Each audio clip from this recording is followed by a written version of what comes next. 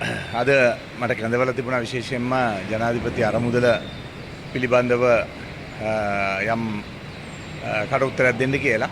විශේෂයෙන්ම මේ රටේ ජනාධිපති අරමුදලෙන් මුදල් ගැනීම කාටවත් മന്ത്രിවරයෙකුට නවත්තලා දින එකක් නෙවෙයි. മന്ത്രിවරයෙකුට තහනමකුත් නැහැ. එහෙම තහනම් නියෝගයක් නැත්නම් තහනම් වචනයක් ඒ පනතෙත් නැහැ. ඒ වගේම ආණ්ඩුව බොහොම පැහැදිලිව දන්නවා මේ ක්‍රියාවලිය තුළ අපිට මේ තියෙන මේ ගහපු මඩ ප්‍රහාරයක් මේ තියෙන්නේ 2019 විගණකාධිපති වාර්තාවේ මේ සම්බන්ධව වරදක් නැත්තම් 2019 සම්බන්ධව තියෙන පරීක්ෂණයක් කරන්නේ 2025 මේක බොහොම පැහැදිලිවම දේශපාලන පරිගැනීමක් නැත්තම් දේශපාලන වශයෙන් മന്ത്രിවරුන් අපහසුතාවයට පත් කරන්න නැත්නම් ඔවුන් ලැජ්ජාවට පත් කරන්න කරන වැඩක්. මට ලැබිලා තියෙන රුපියල් ලක්ෂ 5ක මුදලක්. ඒ ලක්ෂ 5ක මුදල මම ඉල්ලලත් නැහැ. මම කිසිම ડોකියුමන්ට් එකකට මම අත්සන් කළත් නැහැ. ඒක දවදලා තින්නේ මෛත්‍රීපාල සිරිසේන ජනාධිපතිතුමා විදිහට එතුමාට ඒ බලය තියෙනවා. ඒ විතරක් නෙමෙයි. එතනින් පස්සේ ලබා දුන්න මුදල අනුමත කරලා තියෙනවා. ජනාධිපති අරමුදල් කමිටුව විසින්. එහි ඉන්නවා ජනාධිපතිවරයා, ඒ වගේම අග්‍රාමාත්‍යවරයා, ඊළඟට විපක්ෂ නායකවරයා ඇතුළු ජනාධිපතිවරයා විසින් පත් කරන ලබන තව දෙන්නෙකුත් ජනාධිපති ලේකම්වරයා.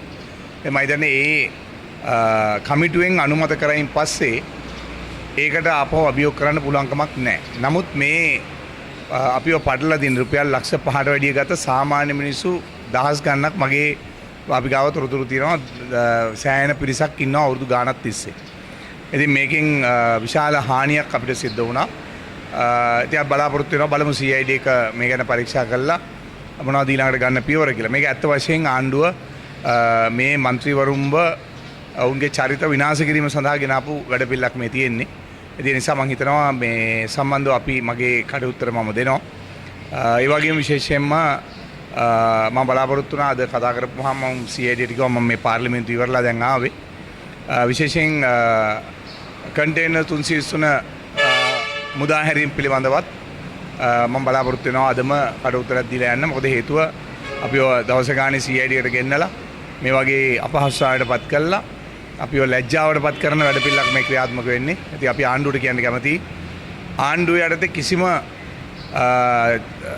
වංචාවක්, දූෂණයක්, හොරකමක් මේ වෙනතුරු හොයලා නැහැ. මේ තියෙන්නේ පරණ 2015 අරන් ගිය වැඩපිළිවෙල තමයි මේ හොයාගෙන යන්නේ. ඒවට දුන්න නඩු තීන්දුව තමයි දැන් දෙන්නේ.